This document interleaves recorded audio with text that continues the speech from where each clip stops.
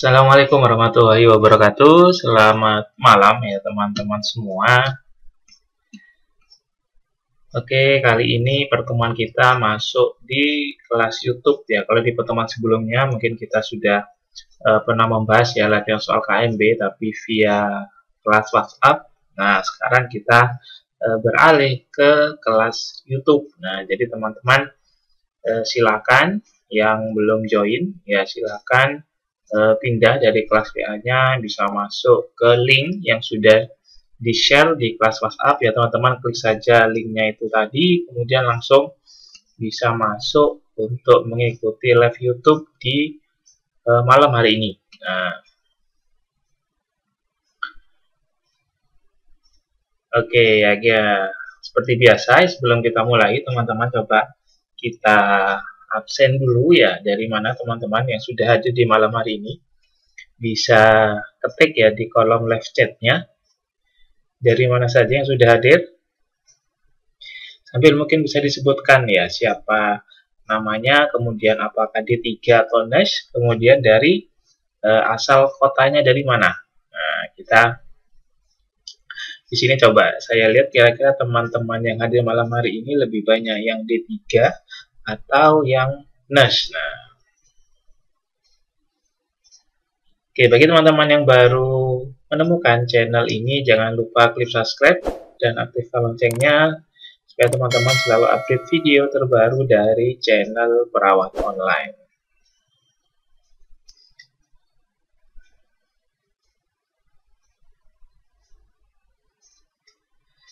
Oke, selamat malam semuanya. Oke.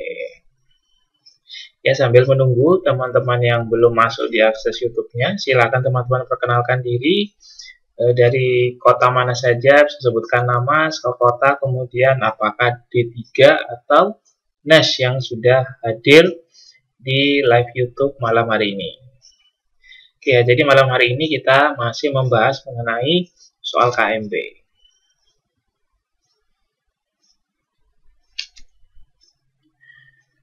Oke, teman-teman yang belum bergabung ya, teman-teman yang belum sempat bergabung di kelas WhatsApp, silakan teman-teman bisa join ya, join masuk di grup WhatsApp-nya untuk teman-teman yang sedang mempersiapkan uji kompetensi, baik yang periode Juli maupun yang nanti ya, atau di bulan Oktober ya mungkin ya.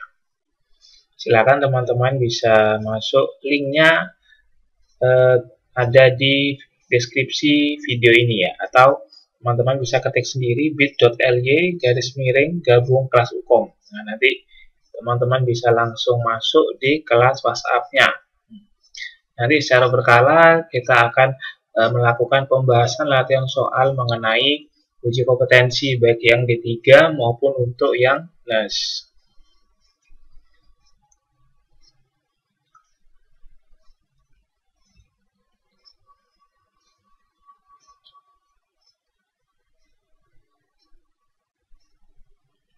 Oke ya, sambil menunggu teman yang lainnya supaya tidak tertinggal dalam latihan dan pembahasan soal malam hari ini.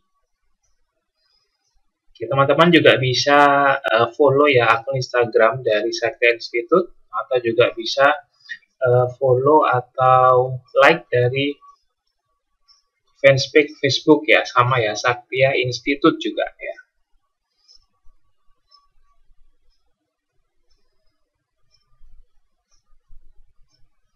Oke, yang dari Indonesia Timur. Nah, yang dari Indonesia Timur, coba absen dulu. Apakah ada malam hari ini yang dari Indonesia Timur? Nah.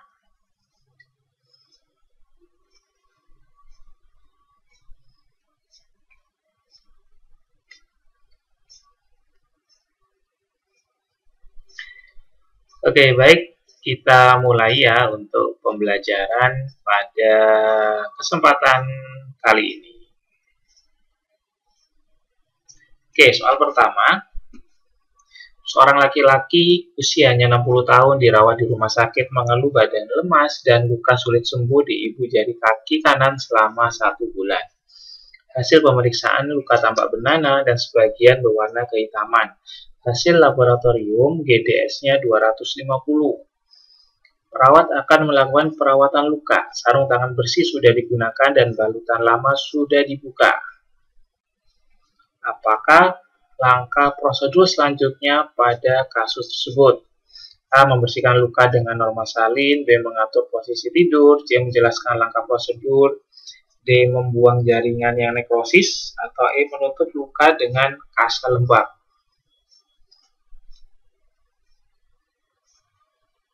Oke, soal pertama ya diawali dengan soal terkait tentang SOP. Nah, ini soal berkaitan dengan SOP. Nah, mungkin teman-teman yang sudah sempat bergabung di kelas premium dari Satya Institute mungkin sudah pernah dibahas ya mengenai jenis-jenis soal apa saja yang muncul atau yang akan diujikan di UKOM. Jadi salah satunya adalah soal terkait SOP. Yang teman-teman masih ingat bagaimana triknya? Nah, teman-teman yang sudah bergabung di kelas premium ya, nah, kelas premium sudah disampaikan ya untuk bagaimana tips triknya untuk menjawab soal yang berhubungan dengan SOP seperti ini. Oke, teman-teman coba menjawab ya kira-kira jawabannya apa. Silahkan ketik di kolom live chat-nya. Ya, silakan ketiknya di kolom live chat-nya ya, bukan di kolom komentar, tapi di kolom live chat-nya. Nah, jangan lupa nomornya, nomor 1, kemudian jawabannya, misalnya 1A atau 1B, 1C, dan seterusnya. Nah, kira-kira langkah prosedur selanjutnya pada kasus ini yang mana?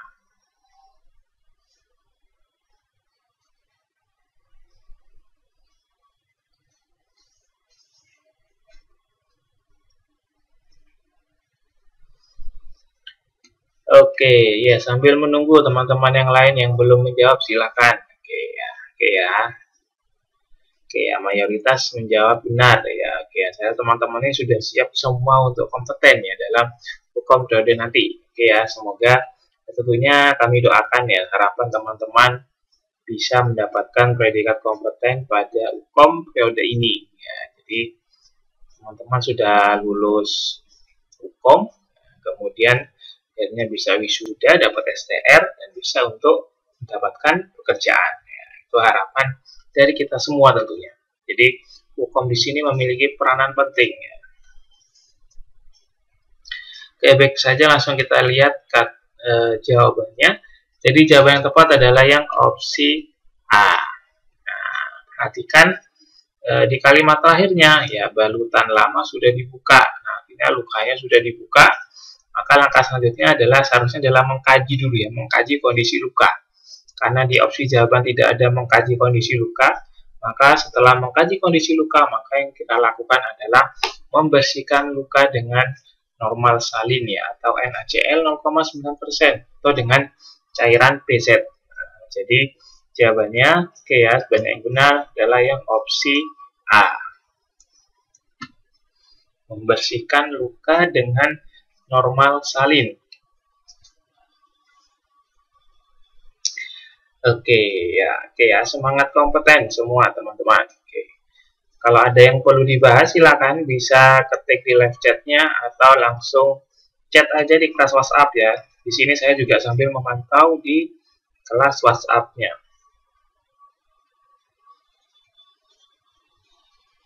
Oke, aman. Nomor 1 kita lanjut ke soal berikutnya.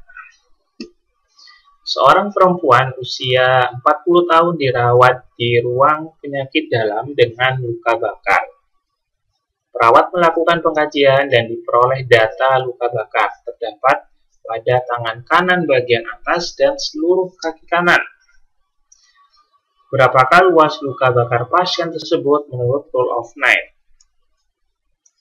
Maka A 9%, B 18%, C 13,5%, D 22,5%, atau E 36%. Oke, ini soal berkaitan dengan luka bakar. Nah, kalau yang ditanyakan adalah berapa luas luka bakar, berarti kita ingat dari aturan rule of 9, ya, kelipatan 9. 9 bisa 18 ya, 9 dan 18 gitu. Kecuali area kemaluan hanya 1%.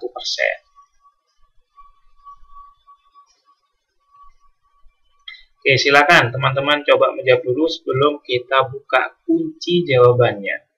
Soal nomor 2 kira-kira jawabannya apa? Ya jangan lupa nomornya. Nomor 2 kemudian opsi jawabannya A, B, C, D atau yang E. Kalau teman-teman punya request mau membahas apa di pertemuan selanjutnya, silakan teman-teman bisa sampaikan saja di kolom komentar. Nah, kalau yang ini di kolom komentar untuk request untuk pembahasan materi selanjutnya, bukan di live chat-nya ya, di kolom komentar saja supaya tidak hilang atau tidak tertumpuk. Oke, kita kembali lagi ke soal nomor 2 yang berkaitan dengan luas luka bakar. Nah, jadi kalau ada soal mengenai luas luka bakar, maka yang perlu kita perhatikan adalah area yang terkena luka bakar. Jadi kita cari di soal kira-kira pasien ini terkena luka bakar di area mana saja.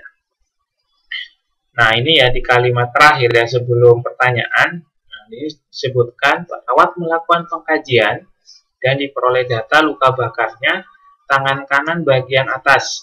Nah, berarti tangan kanan hanya bagian atas saja, jadi bukan seluruh tangan kanan. Jadi kalau ada keterangan tangan kanan bagian atas itu artinya berarti ya separuh tangan kanan. Nah, tapi kalau tidak ada keterangan misal pada tangan kanan titik, nah kalau pada tangan kanan saja berarti itu asumsinya atau kita anggap adalah seluruh tangan kanan. Dan seluruh kaki kanan. Nah, ini ya, jadi area yang terkena luka bakar pada pasien ini adalah tangan kanan bagian atas, kemudian seluruh kaki kanan.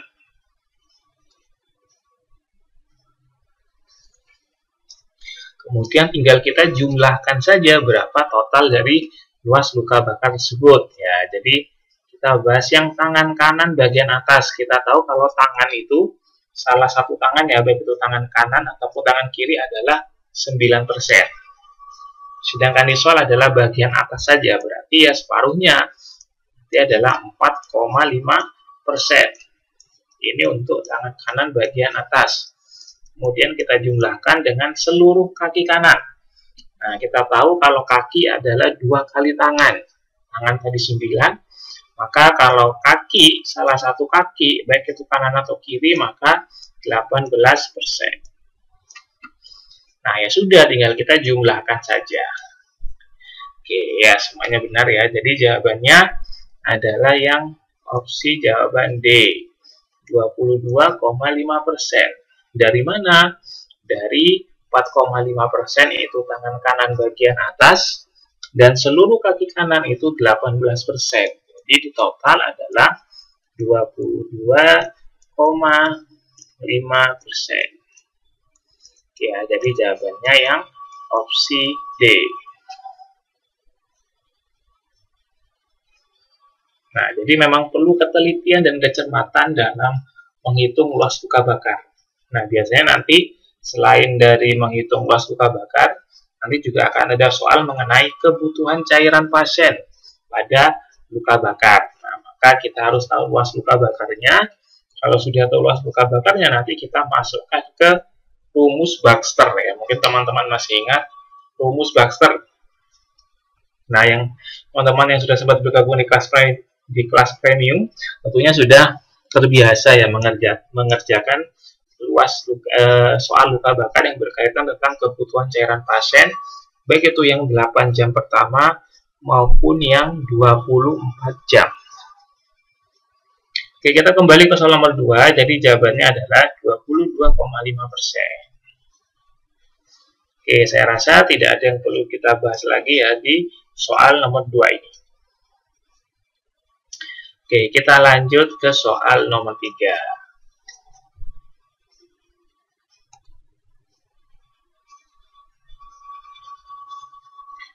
Seorang laki-laki usianya 35 tahun dibawa ke IGD dengan pasca kecelakaan lalu lintas dengan keluhan sesak nafas dan kesadaran menurun. Hasil vital sign diperoleh tekanan darah 130/80, frekuensi nadi 90 kali per menit, respiratory rate-nya 24 kali per menit, suhu 37 derajat Celcius. Perawat melakukan pengkajian, ditemukan trauma dada dan flail chest. Apakah hasil pengkajian yang diperoleh untuk menentukan klien mengalami flail chest? A. Sianosis, B. Peningkatan tekanan darah, C. Gerakan dada paradoksal, D. Nafas cepat dan dangkal, atau E. Kesulitan bernafas khususnya saat ekspirasi.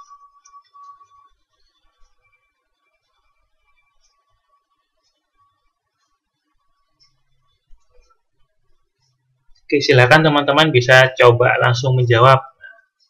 Akan ketik di kolom live chatnya nomor 3. Nah, jawabannya kira-kira yang A, B, C, D, atau yang opsi E. Apakah itu sianosis, apakah itu peningkatan tekanan darah, apakah C. Gerakan paradoksal, atau nafas cepat dan dangkal, atau yang E. Kesulitan bernafas khususnya saat ekspirasi.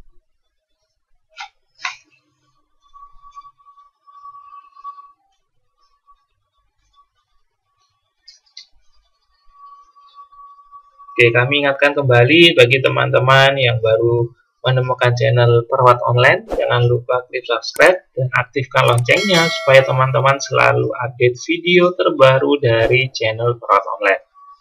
Nah, karena di channel Perawat Online nantinya akan banyak video pembelajaran yang terkait mengenai uji kompetensi perawat, baik itu yang D3 maupun yang NES.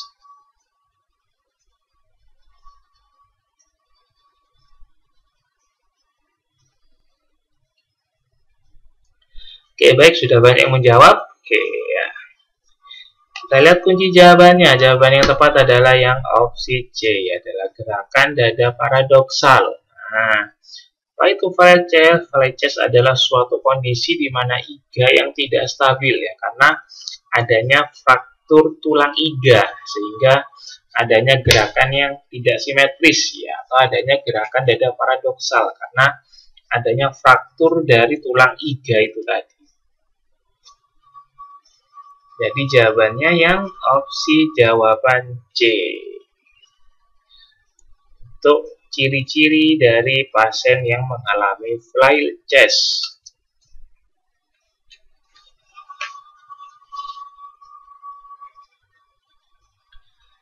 Baik, kita lanjutkan ke soal keempat. Seorang laki-laki usianya 46 tahun dirawat dengan keluhan demam, nyeri dada, sesak nafas, dan batuk.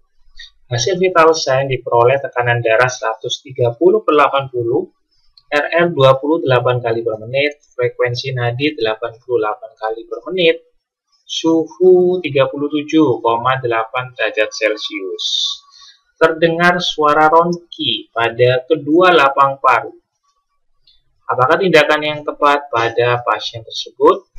A. Melakukan pemeriksaan ECG, B. Melakukan tindakan nebul, C. Mengukur berat badan pasien, D. Melatih nafas dalam, atau yang E. Menganjurkan cukup minum air putih.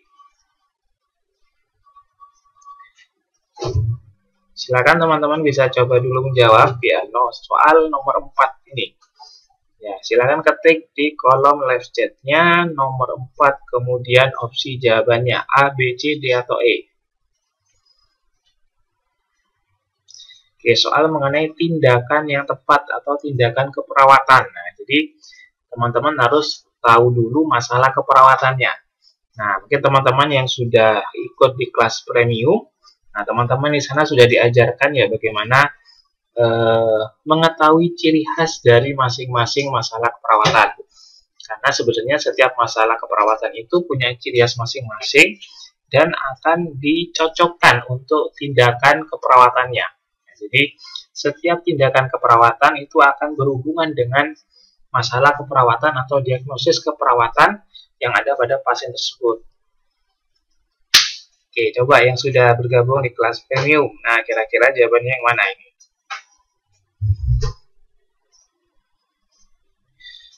Link kelas premium juga sudah ditampilkan ya di deskripsi video ini.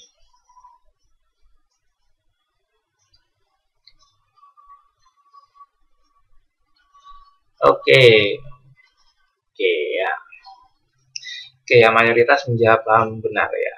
Oke, jadi jawaban yang tepat adalah yang opsi jawaban B, melakukan tindakan nebul atau nebulisasi ya. Kenapa kok melakukan tindakan nebul? Perhatikan di sini terdengar suara ronki. Nah, kalau ada suara ronki, maka bisa kita simpulkan masalah keperawatannya adalah bersihan jalan nafas tidak efektif. Nah, kemudian tinggal kita cari mana yang matching antara jawaban A, B, C, D, E atau tindakan keperawatan yang ada di opsi jawaban yang match dengan bersihan jalan nafas tidak efektif.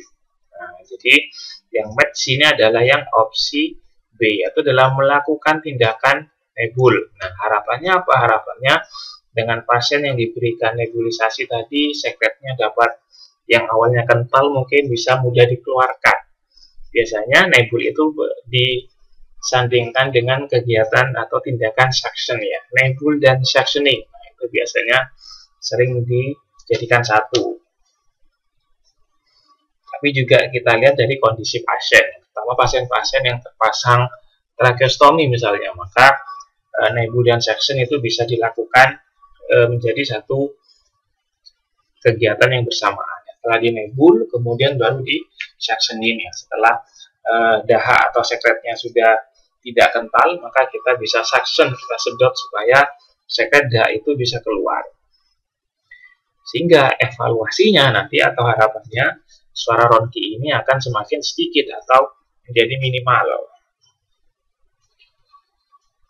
Oke, jadi jawabannya adalah yang opsi jawaban B. Oke, ya, kompeten ya. Oke, selamat kompeten ya teman-teman yang menjawab opsi jawaban B. Oke.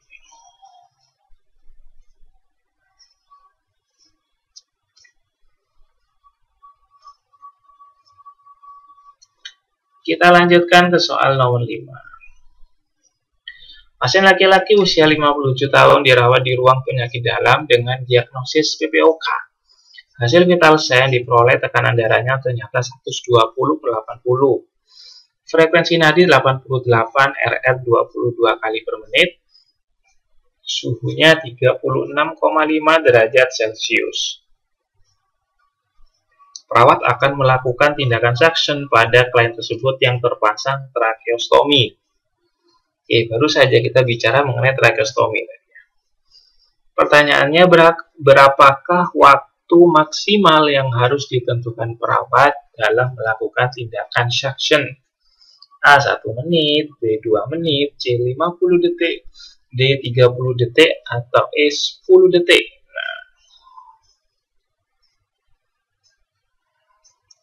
Oke, jadi juga ada hal-hal yang perlu diperhatikan pada saat kita melakukan suction. Nah, ya.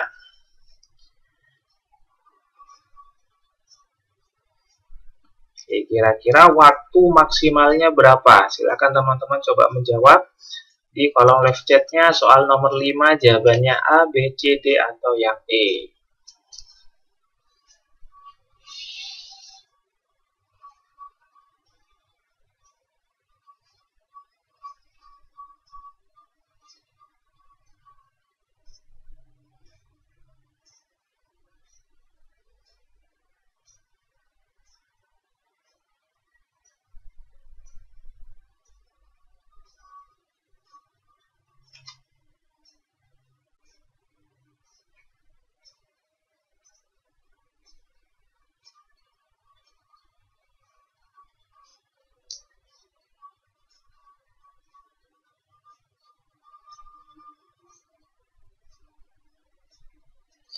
Baik, kita lihat kunci jawabannya. Jadi jawaban yang benar adalah yang opsi jawaban E. Jadi waktu maksimal dalam sekali sedot, ya ini maksudnya adalah dalam satu kali sat ya, bukan dalam satu rangkaian suctioning, bukan ya. Tapi pada saat kalau suction pasien terpasang tracheostomi, nah ini kan biasanya kita melakukan suction dan ada selang suctionnya atau suction kateter ya, kateter suction atau selang suction yang bisa dimasukkan di area pasien yang terpasang tracheostomi. Nah, pada saat kita memasukkan suction itu, waktu maksimal itu adalah 10 detik. Nah, kenapa? Karena takutnya nanti ada merangsang bisa menggores luka atau malah ada reaksi vagal dari pasien yang terpasang tracheostomi. Jadi sekali itu maksimal 10 detik kita lepaskan. Nah, kemudian nanti bisa kita ulangi lagi, masukkan lagi sampai DAH itu bisa minimal. Ya, jadi jawabannya adalah yang opsi E atau 10 detik.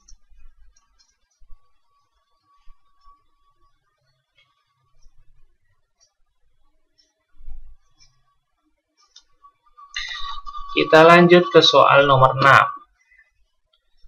Pasien laki-laki usia 55 tahun dirawat di ruang perawatan internal.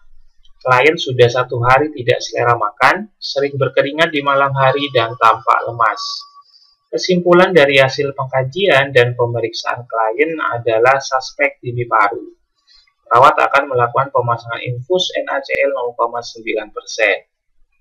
Sebelum melakukan tindakan tersebut, perawat melakukan informed consent untuk meminta persetujuan klien. Dari kasus di atas, prinsip etik keperawatan yang dilakukan perawat adalah A. Justice, B. Fidelity, C. Autonomy, D. Beneficient, atau E. Non-Maleficient.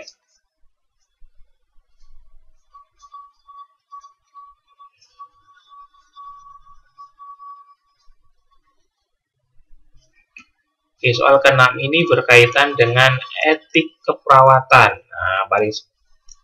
Oke, setidaknya kita memahami ada 7 etik keperawatan ya. Ada justice, ada fidelity, ada autonomy, beneficient, normal efficient, ada veracity, ada confidentiality ya. Setidaknya ada 7 etik keperawatan yang wajib kita pahami. Kalau kita sudah memahami pengertiannya, maka nanti kita akan mudah dalam menganalisa kasus. Kira-kira kasus dalam soal ini mengarah ke etik keperawatan yang mana? Ya, jadi soal etik ini juga banyak muncul ya, karena soal etik ini tidak hanya pada soal KMB, tapi juga bisa muncul di stase-stase lain. Bisa muncul juga di maternitas, bisa juga muncul di komunitas, ya, bisa juga muncul di anak, di jiwa pun juga bisa muncul ya. Jadi etik ini akan bisa muncul di berbagai stase. Oke, silakan teman-teman bisa coba menjawab soal nomor 6. Oke, ya sudah jelas ya. Oke, ya banyak yang kompeten di soal nomor 6 ini. Jadi jelas jawabannya karena yang berkaitan dengan informed consent atau meminta persetujuan klien, maka jawabannya adalah yang opsi jawaban C, yaitu autonomi. Autonomi apa artinya? Autonomi artinya adalah bahwa keputusan itu berada di tangan pasien ya. Kalau pasiennya tidak sadar, bisa berada di walinya. Walinya itu bisa keluarganya.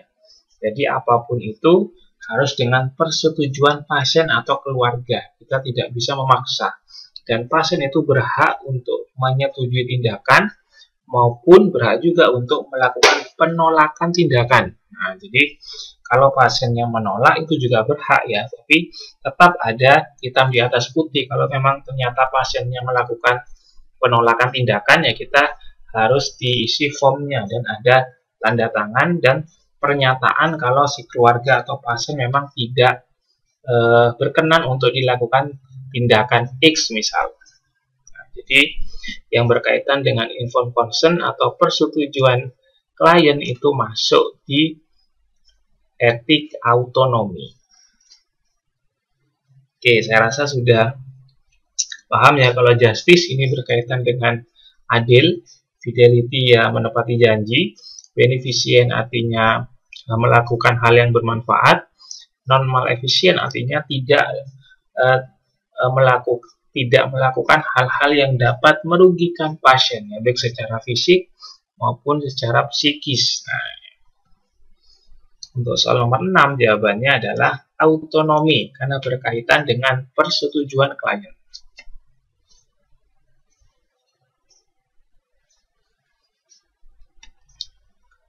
Oke, kita lanjut ke soal nomor 7. Oke ya, semoga teman-teman masih semangat belajarnya. Nah, tetap semangat kompeten ya, untuk meraih predikat kompeten pada hukum periode ini. Oke, kita lanjut soal nomor 7. Seorang perempuan berusia 56 tahun dirawat di ruang penyakit dalam dengan stroke. Hasil pengkajian, pasien tidak dapat berbicara dan tidak dapat menelan.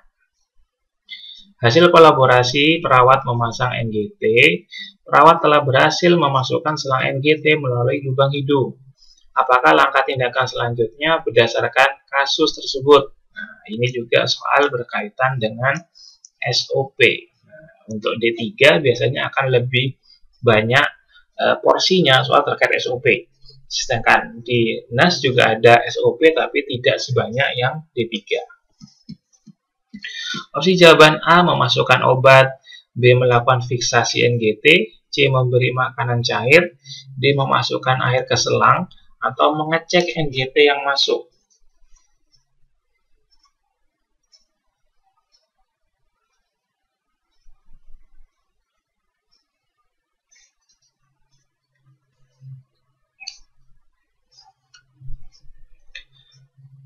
Silakan teman-teman coba menjawab soal nomor 7. Kira-kira langkah selanjutnya adalah yang tindakan yang opsi jawaban mana? Yang A, yang B, yang C, atau D, atau E?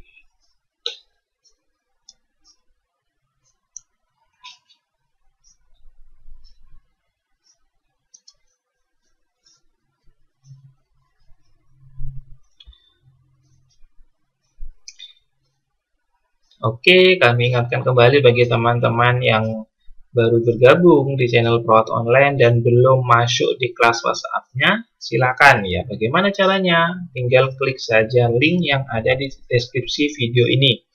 Link yang ada kelas WhatsApp, nanti ada kelas WhatsApp, kami tampilkan linknya, silakan teman-teman tinggal klik saja, nanti akan otomatis masuk dalam grup WhatsApp-nya. Jadi teman-teman di sana sudah bisa belajar dan diskusi bersama mengenai uji kompetensi.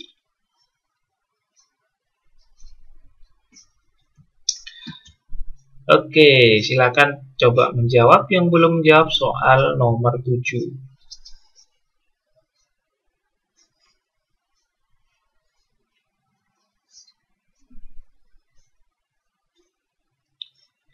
Oke, baik, kita lihat kunci jawabannya. Oke ya, perhatikan dari kalimat terakhir ya sebelum pertanyaan. Perawat telah berhasil memasukkan selang NGT melalui lubang hidung. Artinya selangnya sudah masuk ke lubang hidung pasien. Nah, maka langkah selanjutnya apa? Nah, hati-hati, jangan keburu-buru fiksasi dulu, atau jangan keburu-buru langsung dimasukkan obat atau dimasukkan susu atau makanan cair. Nah, tapi kita pastikan dulu bahwa NGT atau selang NGT tersebut sudah benar masuk ke dalam lambung pasien, sudah berada pada posisi yang tepat. Nah, bagaimana caranya? Yaitu kita lakukan evaluasi ya, apakah selang NGT ini sudah masuk ke lambung atau pada jalur yang benar atau tidak. Takutnya malah masuk ke saluran pernafasan, bukan malah ke saluran pencernaan. Nah, itu hati-hati. Yang kita lakukan adalah dengan opsi jawaban E di sini ya. Yaitu adalah mengecek NGT yang masuk. Nah, biasanya kita lakukan dengan memberikan udara pada squid 50 cc, kita taruhkan di selang NGT-nya, kemudian kita siapkan stetoskop, kita coba auskultasi di area lambung. Apabila ada suara bluk, nah berarti posisi selang NGT itu benar berada di lambung. Ya, jadi jawabannya adalah yang opsi jawaban E. Oke, ya, jadi selamat kompeten teman-teman yang menjawab soal nomor 7 dengan jawaban E. Oke ya, oke, saya teman-teman di sini sudah banyak yang siap kompeten semua. Nah, tentunya itu adalah harapan kita semuanya.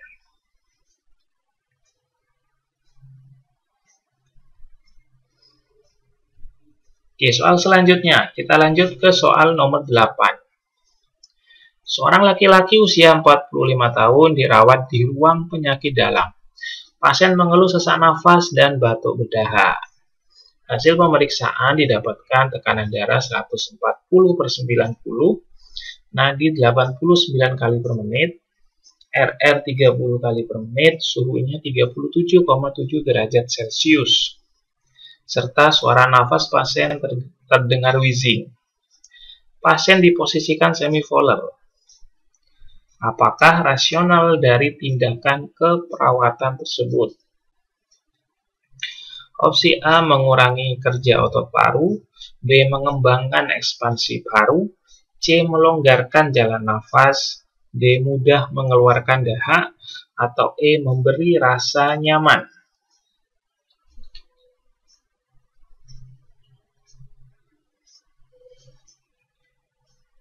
Teman-teman boleh coba dulu menjawab soal nomor 8 ya. Silakan ketik jawabannya di kolom live chat-nya. Oke, soal nomor 8 jawabannya A, B, C, D, atau yang E.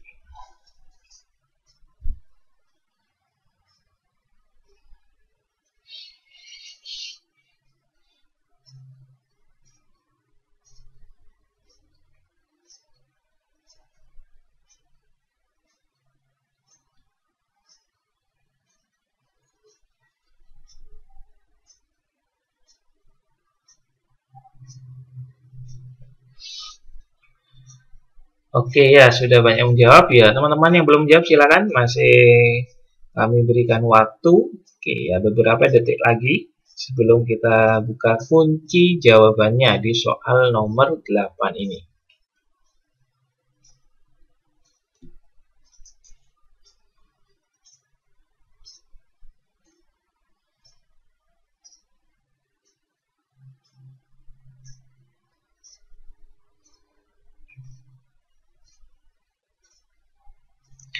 Oke, baik. Kita lihat kunci jawabannya adalah yang opsi B ya, karena pasiennya diposisikan semivolar. Nah, jadi apa manfaatnya atau apa tujuannya atau kenapa sih pasien kok diberikan posisi semivolar? Nah, perhatikan keluhannya.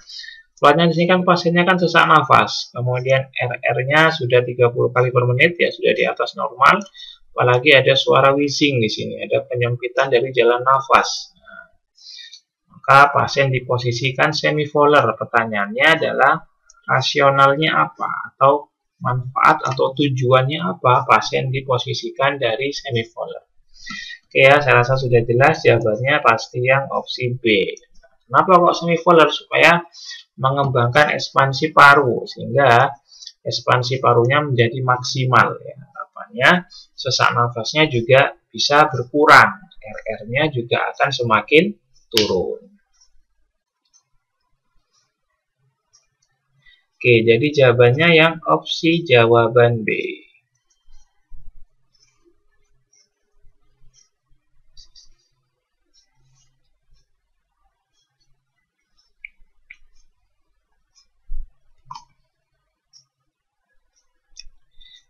Oke, baik, kita sudah sampai di akhir penghujung pada pembelajaran kesempatan kali ini. Tetap semangat belajarnya teman-teman, yakin kompeten pada UKOM periode ini. Baik, terima kasih, saya akhiri. Terima kasih atas perhatian teman-teman sekalian. Sampai bertemu di pertemuan selanjutnya. Wassalamualaikum warahmatullahi wabarakatuh.